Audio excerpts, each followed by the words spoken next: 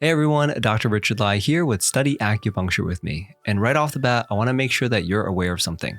Did you know that I have an email list and I've learned how to use it and I hope to use it in a way that's going to bring you value.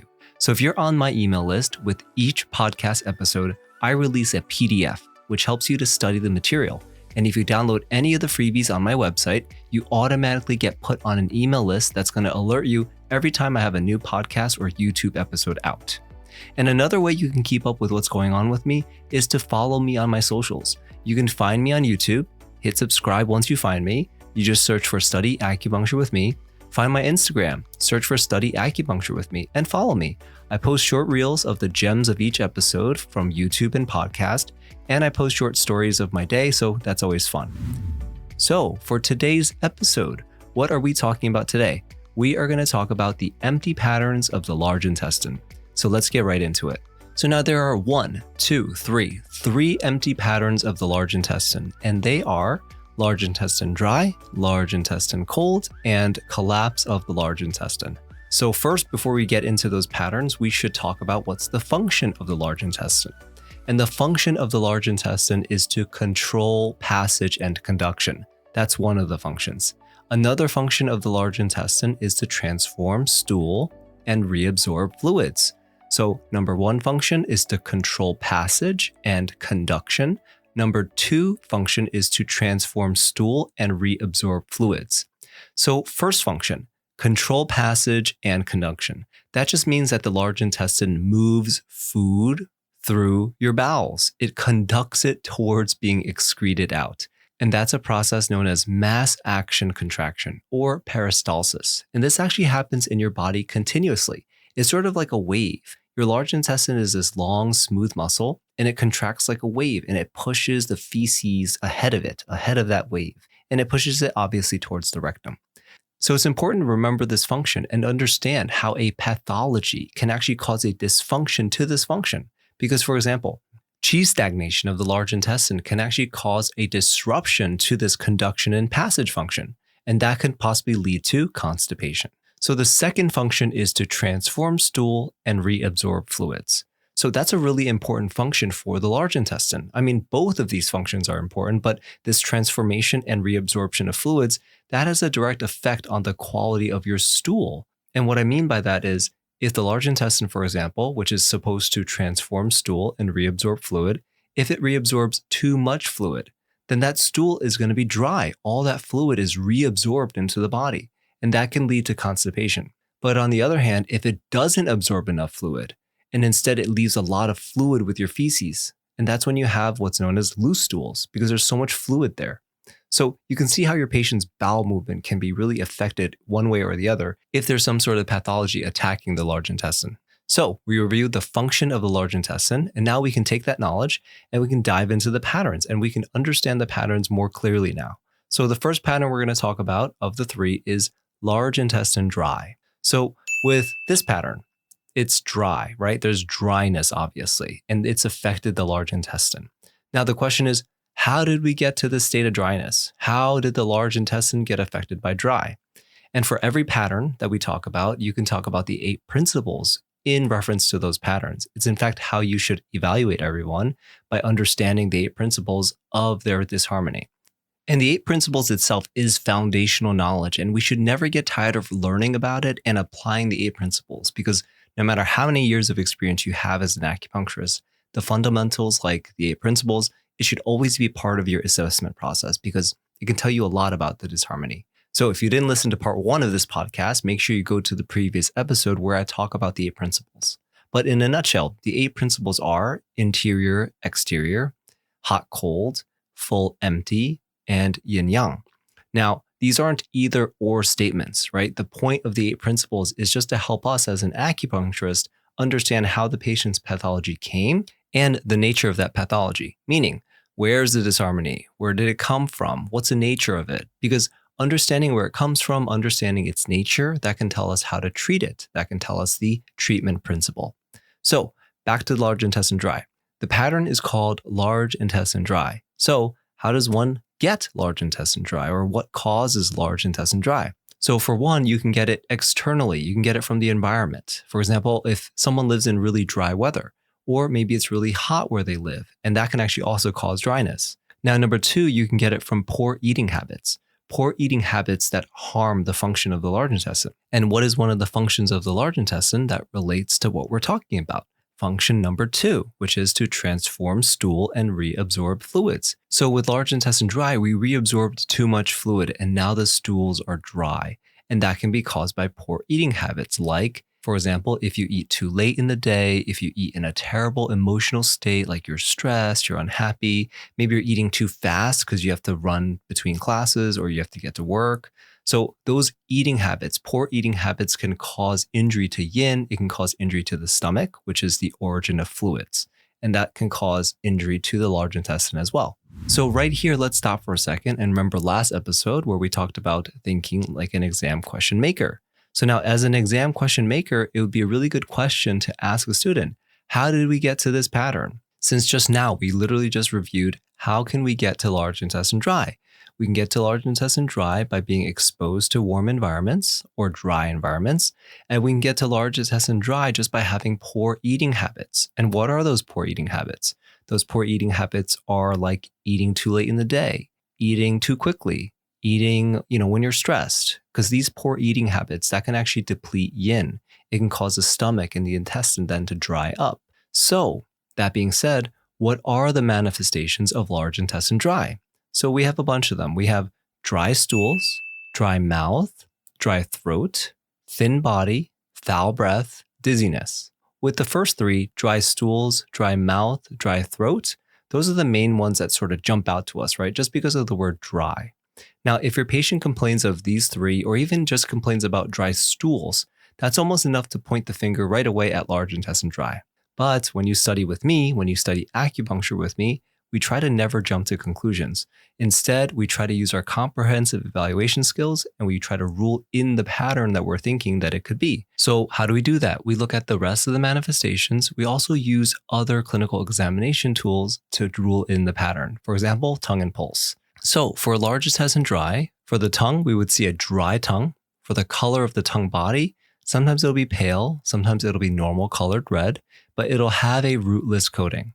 So with normal colored red, there'd be a rootless coating. So with the word rootless coating, that's a really specific textbook definition of yin deficiency. And that's because large intestine dry, it'll usually go hand in hand with stomach yin deficiency. Either you'll get both at the same time, or you'll get one and then the other. Because dryness over time can lead to yin deficiency. Remember, yin is a substance and dryness can occur as a result of not getting enough fluid. So with the tongue, we got the dry tongue, and with the color, we got either pale or normal colored with rootless coating. And we talked about that connection with stomach yin deficiency. So now what about pulse? So with the pulse, with large intestine dry, we would find a fine pulse. And what does a fine pulse indicate? Now, a fine pulse can usually indicate blood deficiency. Now, I wouldn't get stuck on that blood deficiency here. Just we have to understand what a fine pulse is. A fine pulse is just a pulse that's thinner than normal. And with large intestine dry, we have a case of a yin substance, a body fluid substance that's being diminished, which is why the pulse will present itself as thinner than normal. Since the pulse reflects the state of qi, it reflects the state of blood, and it reflects the state of yin. So less yin, as is the case for large intestine dry, would result in a fine pulse. So to recap, with large intestine dry, we have dry. We have dry stools, dry mouth, dry throat, dry tongue, and we have a pulse that's fine, that's thin. And the other 3 manifestations that we have is we have a thin body, foul breath, and dizziness. So with the foul breath, that's actually a really interesting one because usually with a foul odor, that's usually associated with something excess like heat. Now this condition, large intestine dry, is an empty condition. So why is there foul breath? So in this case, the foul breath actually comes from food retention because the patient's constipated, or in other words, they're retaining food. So if they have food retention, that food retention can actually present itself with stinky breath or foul breath. Now with the thin body and the dryness manifestation, this has to do with yin deficiency and body fluid deficiency because body fluids are part of yin, right? So deficiency of body fluids and yin overall, that would cause dryness. And dryness is a precursor to yin deficiency. They're all related together. Body fluid deficiency, dryness, yin deficiency, and one can lead to the other. Usually, dryness is a precursor for yin deficiency. Body fluid deficiency is basically a mild version of yin deficiency. My point, though, is that there's chronic fluid deficiency here, right? So that's why there could be a thin body. Because imagine someone who's making weight for the MMA, or making weight to wrestle. They're going to sweat out all their fluids, right? They're going to dry themselves out. So that way they have a thinner, lighter body. So overall, the manifestations of large intestine dry are dry stools, dry mouth, dry throat, dry tongue, thin body, dizziness, and foul breath. Now you can see how large intestine dry is an empty condition. With all these different manifestations, you can see they're deficiency type manifestations that result in dryness. So now that we understand that, our treatment principle is easy to determine then. So a treatment principle for large intestine dry would be to promote fluids in the large intestine. All right, so before we go into the next pattern, here's an actionable practice that you could do to help your brain retain information as you study, which if you were focused in on what I was just talking about and you were present with what we were just talking about, or if while you're studying, you're focused in on the material, you understood what you were reading, you were really present, an actionable behavior that can help you with memory retention is to stop right after you're really focused, right after you memorize something, right after you read a paragraph and you're trying to understand it. Just stop and do nothing. That's the actionable behavior. Stop and do nothing for just 1 minute. I literally mean don't do anything. Like you're going to look like a crazy person because you're just doing something and all of a sudden you stop and you stare into space. Like stare into space like you have no thoughts. And that's actually been studied that stopping and doing nothing allows your brain to process what you just reviewed. It also allows your brain to consolidate that information and it lets you reinforce learning. Now, the same is true if you're practicing a physical skill. If you're learning a physical skill, stop and then just do nothing because it gives your brain a chance to understand what you just went through.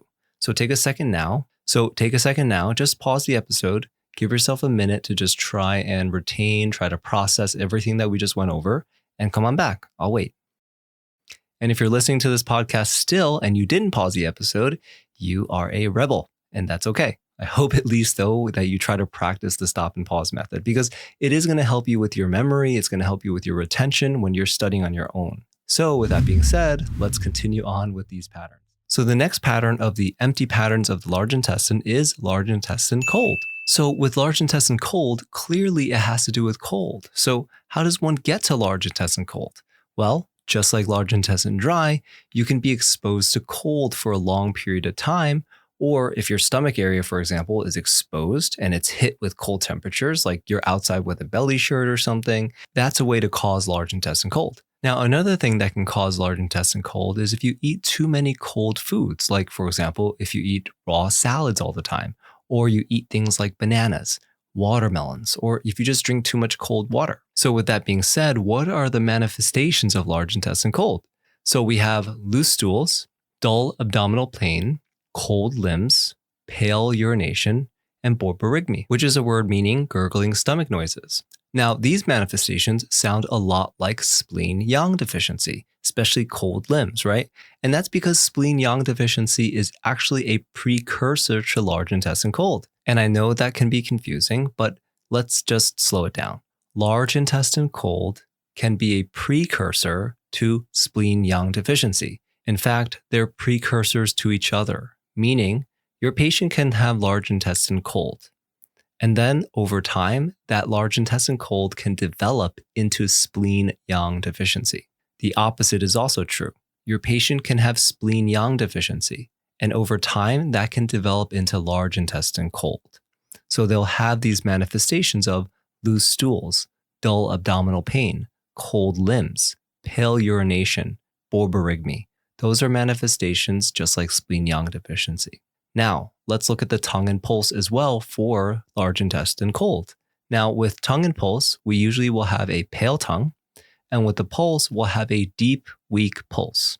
Now, with deep, weak pulse, with deep means that the pattern is interior because a deep pulse means deep. You can really feel it near the bone. It's interior. It's an interior pattern. Now, if you combine deep and weak, meaning it's a deep pulse, it's hard to find, it's very deep near the bone, and the amplitude is very weak. It's not very strong. It's forceless. It's very weak. that's how you know it's also yang deficiency.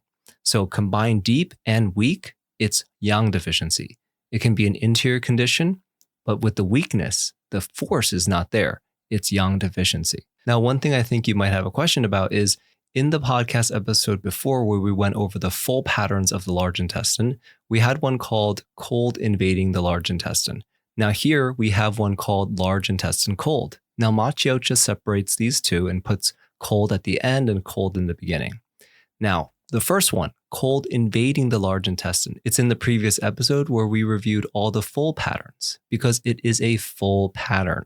Cold invading the large intestine, it's a full pattern because the cold here is a full cold, meaning the manifestations that we see, for example, sudden abdominal pain. That word sudden, that points to it being a full pattern because sudden is an acute thing. It just all of a sudden comes up. It's an acute condition. And acute conditions are full types. Whereas for large intestine cold, it's more of an empty pattern.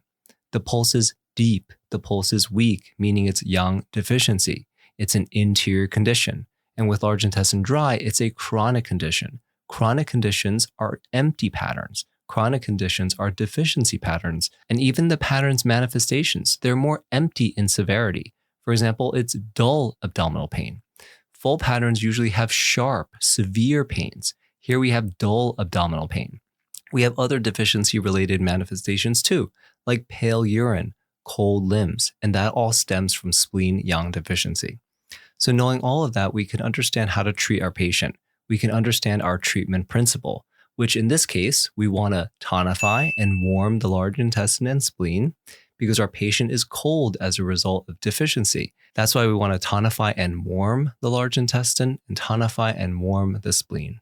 Okay, so now the last pattern of the empty patterns of the large intestine is called collapse of the large intestine. So first, let's talk about the manifestations of collapse of the large intestine because there's a lot of them. And I'm going to mention here again, before we continue, if you're on my email list, with each podcast episode, I release a PDF, and that's going to help you study the material. And if you download any of the freebies from my website, you automatically get put on the email list, and that's going to alert you every time I have a new podcast episode or YouTube episode out. So the manifestations of the collapse of large intestine, which is an empty pattern, are, and as I read them, you should understand for yourself why it's an empty pattern. And I'll also just point out specifically the ones that aren't too obvious.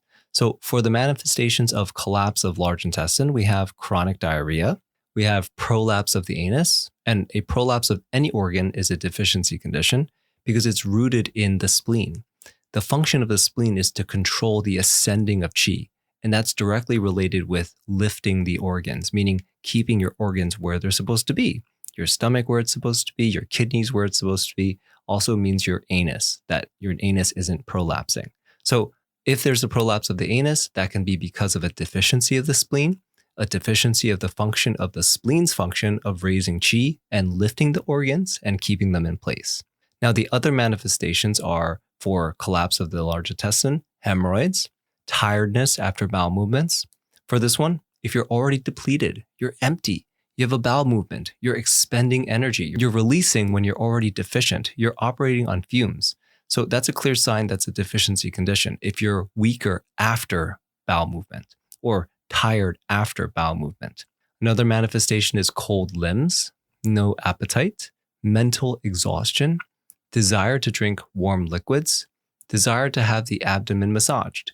That's another deficiency manifestation. If someone hates massages, it could mean that they're in excess, meaning they have too much already, and you massaging them, it's adding more. It's going to make them uncomfortable. If someone's deficient, they need more. They're deficient. They want more. So they're going to love the massage. So now, what kind of tongue and pulse are we going to see in someone with collapse of the large intestine? So for the tongue, we're going to see a pale tongue. And for the pulse, we're going to see a deep, fine, and weak pulse. And that's because with a deep pulse, we already reviewed before that a deep pulse means that it's an interior condition. A fine pulse means that it's blood deficiency. And a weak pulse also means that it's either yang deficiency or blood deficiency. And you get this type of pulse because with collapse of large intestine, it stems from the sinking of spleen qi. It also stems from long-standing spleen, stomach, and large intestine qi deficiency. So your patient can get to collapse of the large intestine because they're already experiencing chronic spleen qi deficiency, chronic stomach qi deficiency, and chronic large intestine qi deficiency. And that just means that large intestine collapse isn't something that happens overnight. It happens over time. It's an amalgamation of spleen, stomach, and large intestine qi deficiency. And with spleen qi deficiency, that can usually lead to spleen qi sinking, which then leads to large intestine collapse. And that's why we get these manifestations like prolapsed anus, chronic diarrhea. That's because of the spleen qi sinking. The other manifestations that we saw before have a lot to do with spleen qi and spleen yang deficiency. For example, cold limbs, desire to drink warm fluids. Those are yang deficiency type manifestations. So knowing all of that, what is our treatment principle? Because we see what the roots are. We have spleen qi deficiency, stomach qi deficiency, spleen qi sinking. So our treatment principle is to tonify the spleen and the stomach. Our treatment principle is to raise that qi. So as an exam question maker, no matter the pattern, we have options in our armory of question types that we can ask. For example, based on the patterns that we discussed today, someone can ask us questions like, how did the patient or how can the pattern be caused? For example, large intestine dry. It can be caused by dry weather. It can be caused by poor eating habits because it affects the stomach. It injures yin. Stomach is the origin of fluid. So if there's injury to the origin of fluids, that can lead to large intestine dry. An exam question maker can also ask us questions on the manifestations of all these patterns, or they can make us determine the pattern based on the manifestations that they put in the question. Or an exam question maker can ask us to determine the pattern based on the tongue and the pulse. Or they can give us the pattern and the manifestations and ask us to choose the treatment principle. So there's a lot of different ways an exam question maker can ask us about the material. And I hope this episode helped you understand the empty patterns of the large intestine and all the different ways someone can create a board exam question based on the material. And with that brings us to the end of this episode. If you enjoyed this episode, please rate and review on Apple Podcasts. And make sure please you subscribe to me on YouTube, follow me on Instagram so you don't miss any of my happenings. And if you haven't gotten on the email list, head over right now to www.studyacuwithme.com so you can get yourself on that list and you can receive notifications in your inbox of future episodes, as well as the material that I'm going to send you to help you study for the board exam. All right, everyone. So until next time, God bless and happy studying.